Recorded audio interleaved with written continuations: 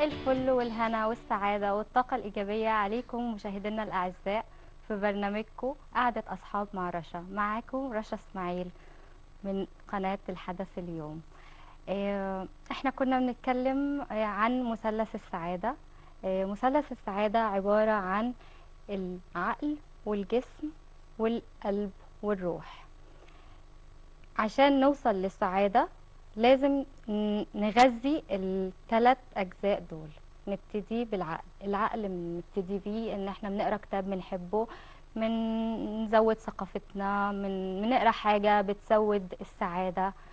بالنسبة للجسم بناكل أكل هيلثي صحي، خضروات، فواكه، كل حاجة رو، يعني كل حاجة للطبيعة أكتر، يعني نرجع للطبيعة.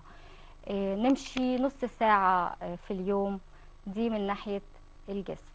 أما القلب والروح، فالروح بنبقى بنتقرب من ربنا، سواء بالصلاة سواء بأي حاجة بتخلينا كده نعلي الروح. والقلب طبعا أنا مش هتكلم عن القلب، معانا الضيف هوليستيك كوتش، أحسن معالج نفسي في مصر، منير الشاذلي، منورنا. هو بقى اللي هيتكلم معانا عن القلب والروح. أهلا بيك اهلا أستاذ بيك. منير. ثانك يو فيري ماتش. اهلا بيك. خلينا نبتدي في ثقافة الثيرابيست. ليه عندنا مشكلة في مصر هنا أو عموما في الدول العربية، في المجتمع العربي، إن أنت لما تقول لحد أنت محتاج تروح للثيرابيست بتحس إن هو بيحسها إن أنت كأنك بتقول له حاجة عيب في حقه. مع إنه أنا بحس إنه لما الواحد يروح لمختص عنده أزمة، المختص ده هو ممكن يساعده إن هو يتغلب على الأزمة دي.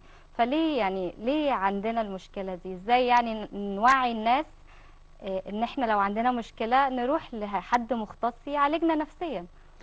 هو انا اعتقد السبب في كده الاصلي هو ان بقالنا مده كبيره في الافلام وحاجات كتيره بنتكلم فيها على ان الدكتور النفسي ده الناس بتروح له لما يكون بقى حد مجنون. وحتى التصور بتاع الميديا للشخص اللي بيروح للدكتور النفسي ان هو دايما عنده مضطرب، والموضوع بتاع البدله المقلوبه والحاجات دي. طبعا الكلام ده دلوقتي ما بقاش موجود، ودلوقتي الثقافه ابتدت تتغير شويه. ناس كتير قوي بتجيلي او بتروح لناس كتيره دلوقتي موجودين في مصر، whether هم مثلا كوتشز او ثيرابيست. فدلوقتي الموضوع ابتدى ينتشر شويه، ان الناس ابتدت تحس ان في ضغوط للحياه، هم قدرتهم على التعامل معاها يمكن مش كبيره قوي، فهم محتاجين مساعده حد. فالوضع ده دلوقتي ابتدى يتغير، وسبب التغير بتاعه برضو هو ان اوتوماتيكلي ضغوط الحياه ابتدت تزيد، فالناس بقت بتحس ان هم محتاجين ان هم مش قادرين يوفركم، يتغلبوا عليها، فهم محتاجين حد يساعدهم. بالظبط كده. طيب خلينا نعرف، ممكن نوضح للناس اكتر عشان ناس كتيرة قوي مش عارفة يعني ايه معالج نفسي، او يعني ايه الفرق بينك وبين الطبيب النفسي. ممكن تساعدنا انك تعرفهم اكتر؟ هو ببساطه شديده الطبيب النفسي اللي هو درس الكلام ده في كليه الطب، هو الشغل بتاعه اكتر بيبقى مبني على العقاقير، الادويه، والتاثير بتاعها على الشخص نفسه وعلى العقل، وازاي يتعامل، وازاي مثلا في احيان معينه ازاي يتعامل مع المشاكل اللي عنده عن طريق الادويه. جزء منها بيبقى فيه جزء ليه علاقه بالعلاج النفسي عن طريق الكلام او عن طريق مدارس نفسيه مختلفه، بس الجزء الاكبر في التركيز بتاعه بيبقى عن طريق الادويه.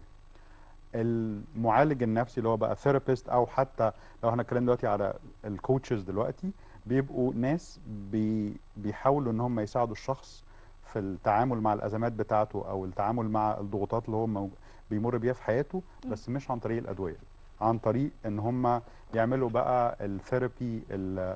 ممكن يبقى عن طريق الكلام، ممكن يبقى عن طريق حاجه اسمها كونستليشن ثيرابي، عن طريق different techniques، عن طريق هيبنوسيس ساعات اللي هو تنويم مغناطيسي. في شغل كتير بيتعمل عشان يساعدوا الناس على التغلب على ضغوط حياه، او يساعدوا الناس التغلب على مشاكل قد يكونوا مروا بيها هم صغيرين، متخزنه في عقلهم الباطن مش فاكرينها، او تروماز، مشاكل عصبيه كبيره مروا بيها في حياتهم ومش قادرين يعدوها. فالفرق الاساسي الجوهري في الحته دي هو فكره انك هل انا بستخدم بتوصل له. ادويه ولا لا. أوكي. والحاجه الثانيه الطريقه اللي احنا بنتعامل بيها، بالظبط، ان دي احنا اللي بالظبط عجباني في المعالج النفسي، ان بالظبط هو بيخلي المريض، يعني انا بحس انه الدكاتره النفسيين، اي طبيب نفسي بيستسهل ويدي ادويه اكتئاب، او يعني بياخد جزء الطبي من غير مثلا ما يتكلم مع المريض ويعرف. انا اللي اعرفه المعالج النفسي هو اللي بيخلي يوصل المريض ان هو يقول الحل، يقنعه، عشان المشكلة انه ما فيش حد بيبقى بيعترف انه غلطان، هو او كلامك بانه صح عند حد تماما. عنده مشكلة. بصي، هو احنا برضو مش عايزين نهاجم الدكاتره النفسيين. هو الحقيقه الدكتور النفسي جزء من دراسته هي مبنيه على الادويه، فهو عشان كده كل واحد بيتعامل بالحاجات اللي هو فاهمها، بالتولز، الادوات اللي هو عارفها. فكتير من الدكاتره النفسيين بيكتبوا ادويه عشان خاطر جزء من دراستهم مم. الاساسي مبني على اه. الحته دي. وساعات طبعا الادويه بتساعد خصوصا في الحالات الحرجه جدا. اها. من ناحية تانية الناس بقى اللي هي الثيرابيست او المعالجين النفسيين، يعني بقى ثيرابيست، كوتشز، وات ايفر، اوكي. الدور بتاعهم ان هم ما يدوش نصايح. هو الدور بتاعه ان هو ياخد الشخص واحدة واحدة ويبتدي يخلي الشخص يشوف ايه يوصلوا الحاجات اللي عنده للحل. عشان هو الشخص تمام. بنفسه يوصل للحل ده. اه. وليه السبب ان حتى دايما كتير من اصدقائي بيتكلموا يقولوا لي طب انت ليه ما تقولناش الحل انت طالما انت عارف الحل؟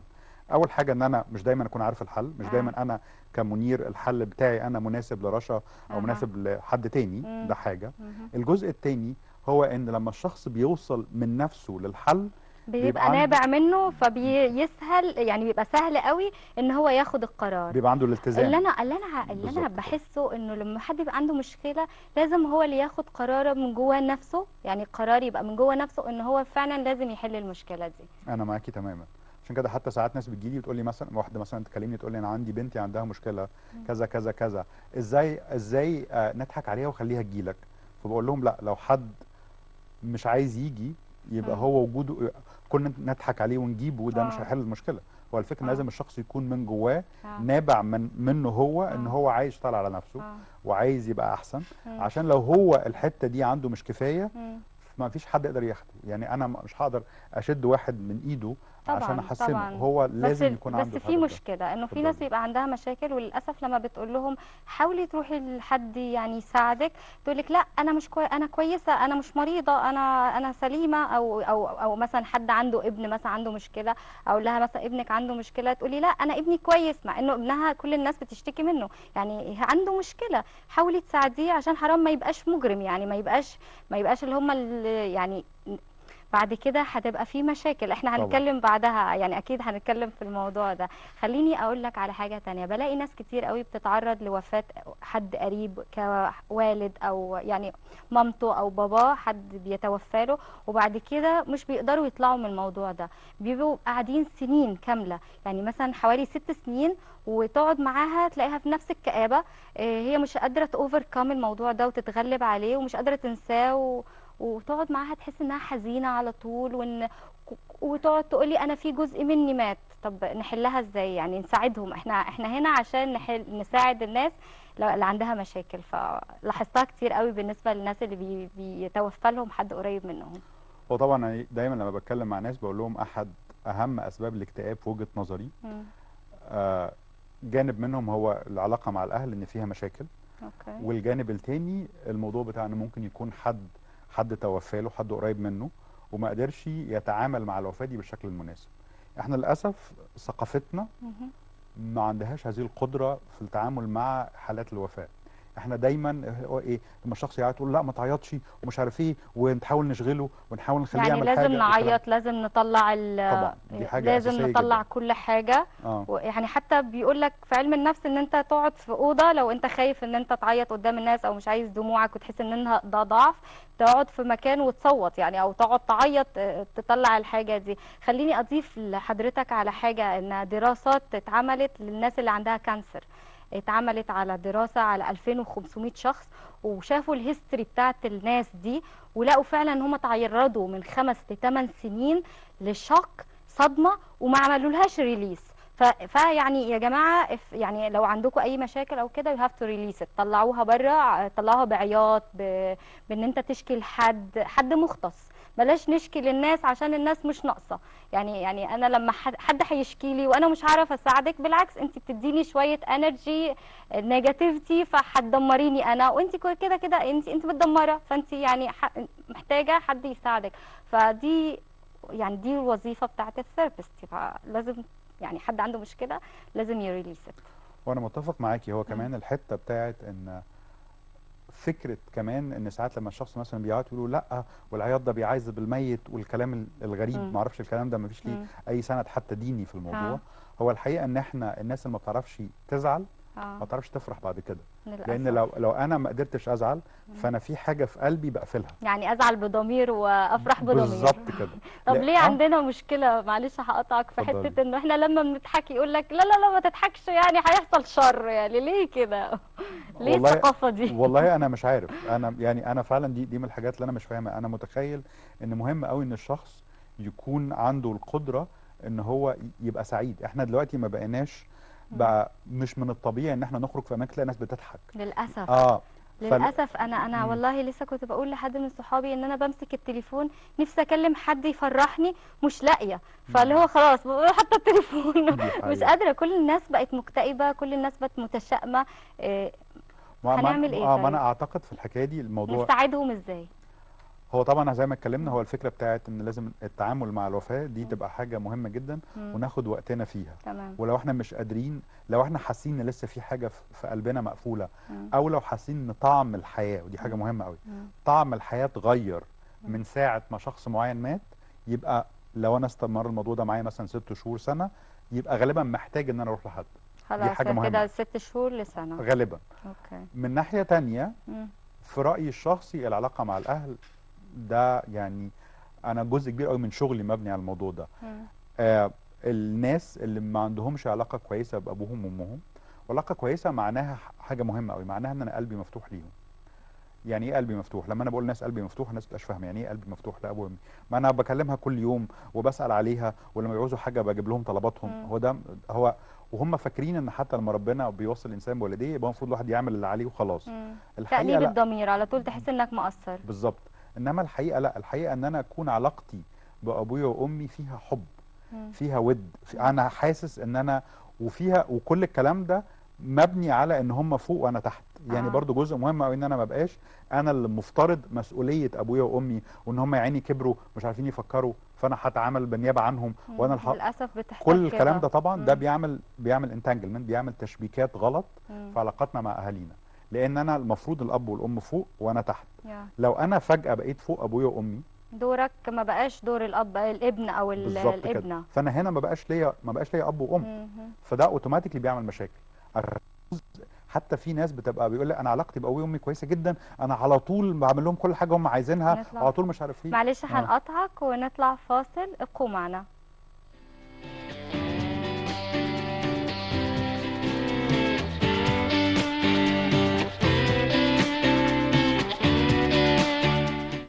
في دراسة بتقول إن أكتر مكانين الواحد بيقضي فيهم وقته هما بيته وعربيته، إلا إن الزيادة المستمرة للكهرباء والبنزين بيخلوهم أكتر مكانين ممكن يسببوا لك قلق بسبب مصاريفهم. ومع التوجه العالمي لاستخدام طاقة نظيفة وتقليل الانبعاثات الكربونية، بادرت بعض الدول زي انجلترا وفرنسا والصين بمنع استخدام عربيات بنزين واستبدالها بعربيات كهرباء في الفترة ما بين سنة 2030 ل 2040. وعشان كده سولار جي كار شيد عبارة عن مظلات شمسية مش بس هتكون مصدر كهرباء ثابت وآمن لبيتك عشان توفر لك فواتير كهربتك، لا دي كمان هتخليك توفر بنزين مع أول عربية كهرباء هتجيبها عشان تخلصك من فواتير البنزين كمان. سولار جي كار شيد تقدر تنتج طاقة توفر شحن لعربيتك لمسافة توصل لأكتر من 45 ألف كيلو متر في السنة. ده غير شكلها الجمالي اللي هيضيف للمكان رونق وقيمة مادية، وكمان ظل عربيتك الكهرباء المستقبلية، وبكده كهربتك وبنزينك ببلاش. وعشان تعرف أكتر عن خدماتنا المتنوعة بالطاقة الشمسية في المجالات السكنية والتجارية والصناعية والزراعية، زوروا موقعنا على www.solarg-re.com.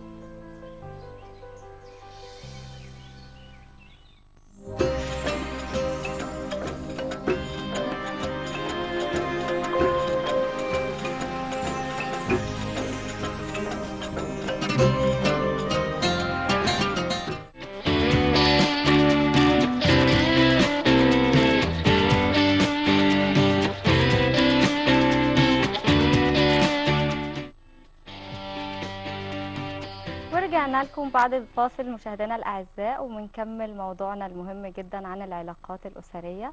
مع المعالج النفسي منير الشاذلي. انا مبسوطه جدا بجد والله أنا في اللي الحلقه، مبسوط. وبنكمل موضوع ان احنا ازاي نتغلب على لو حد عندنا وفاه قريب لينا، ان ازاي الناس تقدر تتغلب.